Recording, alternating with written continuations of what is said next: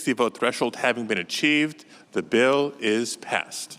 In a race against the clock, the Senate has passed a measure approved by the House of Representatives on Wednesday to suspend the debt ceiling until 2025. The bill follows months of partisan bickering between Democrats and Republicans that saw Congress flirting with the country's first ever default. In a tweet, President Joe Biden called it a big win for the economy and for Americans. Comments echoed by the Democratic Senate Majority Leader. Now, Democrats are feeling very good tonight. We've saved the country from the scourge of default, even though there were some on the other side who wanted default, wanted to lead us to default.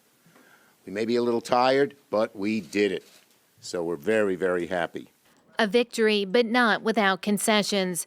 Republicans' initial demand to freeze non-defense spending for 10 years was brought down to 2 years, but they succeeded in reallocating the $30 billion from the COVID relief fund that remained unspent.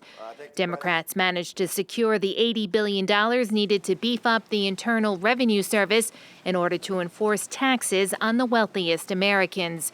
And licensing for new energy projects for fossil fuels or renewables will be streamlined. The Independent Congressional Budget Office says the legislation will lead to $1.5 trillion in savings over the next decade.